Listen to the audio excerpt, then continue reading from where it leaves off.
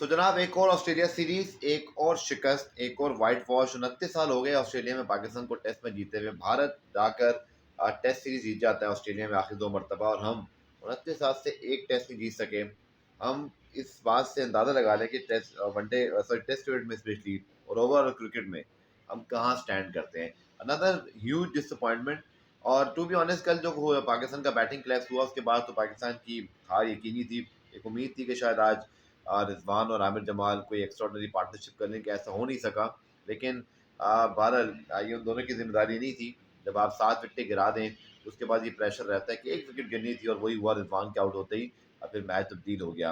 लेकिन ओवरऑल पाकिस्तान ने ये जो शिकस्त है, जिम्मेदार कौन है जी? देखिए जी, जिस मुल्क में पिछले 1 साल में 3 क्रिकेट बोर्ड के चेयरमैन तब्दील हुए हों, 5 चीफ सेलेक्टर तब्दील हुए हों, 2 से 3 मरतबा कोचिंग स्टाफ पूरा तब्दील कर दिया गया हो, वहाँ पे ऐसे रिजल्ट आएंगे। क्या ज़रूरत थी, मुझे आप बताएं कि ऑस्ट्रेलिया श्रीलंका में पाकिस्तान ने श्रीलंका को हराया 2-0 से। अगर भाई दुनिया भर में ये होता है कि वनडे, टेस्ट और टी20 की परफॉर्मेंस को अलग परखा जाता है। अगर आप, ठीक है, वनडे में आपकी परफॉर्मेंस अच्छी नहीं रही एशिया कप में, वर्ल्ड कप में, बट उसकी बुनियाद पर टेस्ट रेट में तब्दीली की ज़रूरत क्या थी? आपके पास एक कोचिंग स्टाफ मौजूद था जो पिछले 1 साल से टीम के साथ था। नताइज इतने बुरे नहीं थे वर्ल्ड कप और एशिया कप के अलावा। आपने पाकिस्तान में और इसी तरह श्रीलंका में जाके टेस्ट सीरीज जीती थी।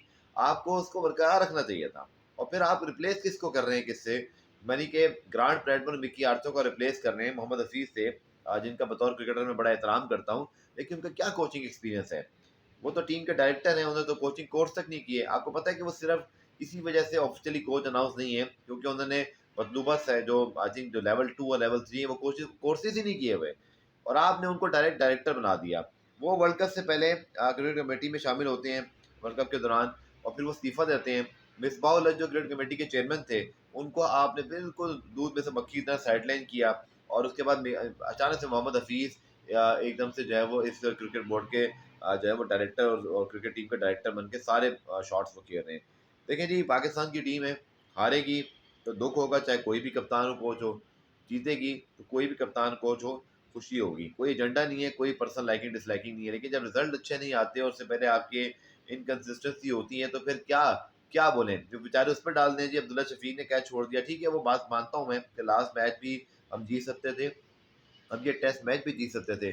लेकिन ओवरऑल आपके हार का जिम्मेदार आपका ये ओवरऑल जो क्रिकेटिंग स्ट्रक्चर है और जो चेंजेस हैं वही है। क्योंकि जब आप किसी कंपनी में काम करते हैं, कोई भी कंपनी हो, आप सब जॉब करते हैं, खुद या बिजनेस करते हैं, जिस कंपनी में टॉप लेवल पे हर वक्त तब्दीलियाँ होंगी, तो उस तब्दीलियों की वजह से नीचे तब्दीलियाँ होती रहेंगी, वो कंपनी या वो कोई भी बिजनेस चल ही नहीं सकता। तो क्रिकेट बोर्ड का भी हमारा ये हाल है मेरे भाई, कि रमीज राजा 2022 के दिसंबर तक chairman, Mohammad Wasim chief selector, उसके बाद 5 चीफ सेलेक्टर तब्दील, फिर जक्का अशरफ, फिर नजम सेठी, फिर ग्रांट ब्रैडमैन, फिर मिकी आर्थर, उससे पहले जो है वो आपके सारे मामला। तो फिर आप देखें कि बात शुरू हुई थी रमीज राजा साहब के दौर में मैथ्यू हैडन और वर्नर फ्रंडर जैसे हाई स्टैंडर्ड्स पर, और अब आप एडम होलीहोक और इस तरह के लोगों को पाकिस्तान टीम के साथ एसोसिएट करें का नाम पहली मरतबा कोचिंग के हवाले से सुन रहे हैं कि वो तो इंटरनेशनली किसी ने कोचिंग ही ज़्यादा नहीं की हुई। अब आप फिर एक और कोचिंग तब्दीली करने जा रहे हैं। भाई बात ये है कि ये पर्सनल लाइकिंग डिसलाइकिंग। फिर आप देखें कि बाबर आजम, आई नो कि उनके स्टैंडर्ड के लिहाज से ये बहुत बुरी सीरीज गई, बट आप किसी को मेंटली गिरा देंगे और उसको डिसग्रेस करेंगे तो वो किस फ्रेम ऑफ माइंड से खेलेगा?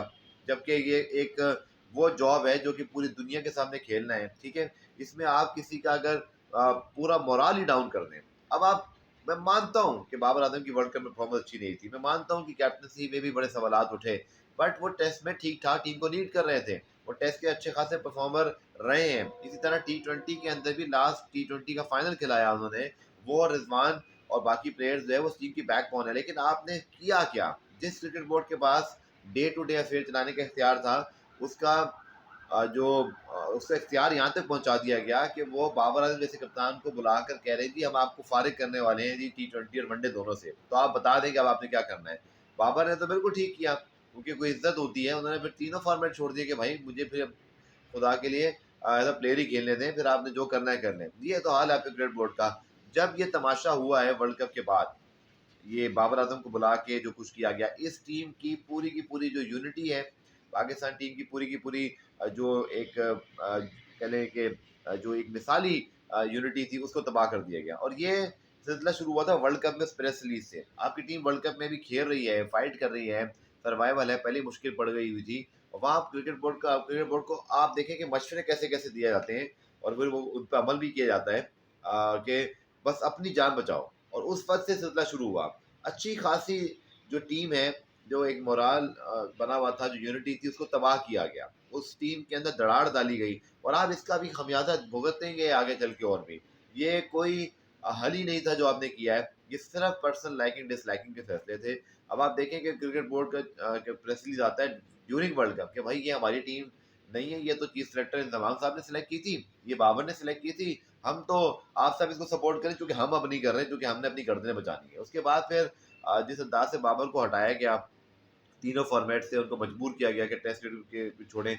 आप उनकी बॉडी लैंग्वेज देखें इस पूरे के पूरे सिनेरियो में। कहाँ रमीत राजा जैसे चेयरमैन उनके बैक पे मौजूद होते थे, जो उनको सपोर्ट करते थे कि मैं इनके अलावा सोच नहीं सकता। वो उसकी वजह ये नहीं कि सोच नहीं सकते थे, उसकी वजह ये है कि आप एक कप्तान को जब इतना बड़ा दिल कर देते हो, तो वो जाके एक पूरा डिसीजन मेकिंग करता है। आई नो कि वनडे में चलें, मैं आप सबकी बात से एग्री, आई नो कि आपके ज़हन में क्या बात आ रही होगी कि वनडे में हमारी परफॉर्मेंस वाक़ई ठीक नहीं थी।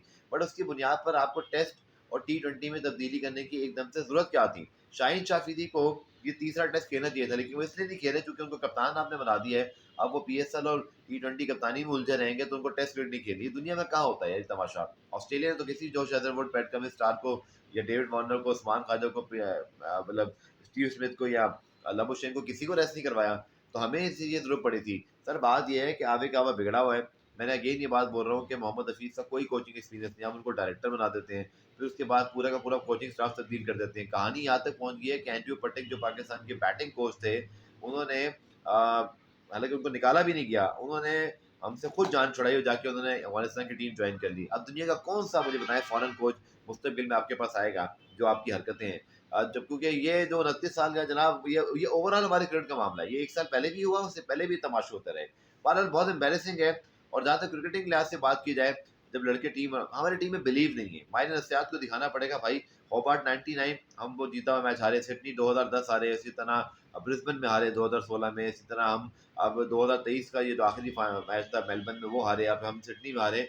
हम जीत के करीब आकर भी हमारे जो हाथ पाँव फूल जाते हैं। हम अजीब तरह की प्रेशर में जो है ना वो बुरी क्रिकेट खेलते हैं। इससे अंदाज़ा ये होता है कि हमारा जो स्ट्रक्चर है वो बहुत फॉल्टी है। और वो फॉल्टी क्यों है? क्योंकि उसको चलाने वाले फॉल्टी हैं। जब तक क्रिकेट बोर्ड के चेयरमैन मेरिट पर नहीं आएँगे, जब तक वो अच्छे डिसीजन मेकिंग लेंगे। वसीम खान और एहसान मानी का जो 3 साल का दौर है, स्टेबिलिटी आई पाकिस्तान टीम में। उसके बाद जब वो हैंडओवर का हुआ रमीज़ राजा को, तो आप देखें रिजल्ट कितने अच्छे। आप वर्ल्ड कप का फाइनल खेल रहे हैं, सेमीफाइनल खेल रहे हैं, आपकी परफॉर्मेंसेस में कंसिस्टेंसी थी। आपने ऑस्ट्रेलिया को पाकिस्तान में हराया, आपने बाकी टीमों को भी जाके जो है वो टफ टाइम दिया। देखिए बात वही है कि जब तक आप एनवायरनमेंट नहीं बनाएँगे, जब तक आप प्रोफेशनलिज़्म नहीं लेकर आएँगे, जब तक आप कंसिस्टेंसी नहीं लेकर आएँगे, आप 1 सीरीज़ जीतोगे, 2 हारोगे, लेकिन कोई वन नंबर 1 टीम नहीं है भाई हम। ये मान लें, ये बात आज इस बात को तस्लीम कर लें कि हम जो है वो बांग्लादेश, श्रीलंका के लेवल की टीम है, इंटरनेशनल फ्रंट पर। और हमारी जो इक्का-दुक्का टी20 परफॉर्मेंसेज़ आ गई थी, उसके अलावा हमने कुछ अचीव नहीं किया पिछले 10 साल में, ठीक है? सिवाय चैंपियंस ट्रॉफी के। और हम अभी भी कोई अचीव करने के करीब नहीं जाएँगे। और अभी तो आप तमाशा देखिएगा कि पाकिस्तान न्यूज़ीलैंड सीरीज़ के अंदर जो आप ओवरऑल चेंजेस करने जा रहे हो, आप देखना कि उसका नतीजा क्या होगा। अच्छी खासी जो टी20 टेस्ट टीम थी वो खराब हुई, जो कि श्रीलंका में जीती थी। और अब आपका जो टी20 का सेटअप है उसको भी बिगाड़ा जाएगा। मैं मानता हूँ टेस्ट क्रिकेट के अंदर भी आपको मौके मिले थे, पाकिस्तान में जो सीरीज़ हुई, लेकिन आपने क्या पिचेज़ बनाई, बोर्ड का सेटअप दिमाग क्या था उस वक़्त। ओवरऑल कोचिंग स्टाफ का भी सिर्फ़ बाबर को मुल्ज़िम नहीं ठहरा सकते, बाकी आपका पूरा का पूरा नसीम शाह, शाहीन शाफिदी और आपका हर जो बॉलर है वो तो अनफिट पड़ा था। तो बाबर के पास कौन से मैकग्रा, शेन वॉर्न थे जो उसने जितवा देने थे। यासिर शाह जैसे स्पिनर को आपने उस वक़्त भी खिलाया नहीं। तो ये सारा हमारा ओवरऑल क्रिकेटिंग फेलियर है। और जब तक क्रिकेट बोर्ड के अंदर कंसिस्टेंसी नहीं आएगी, आपको यूँ ही मार पड़ती रहेगी और हम ऐसे ही रोते रहेंगे। Thank you.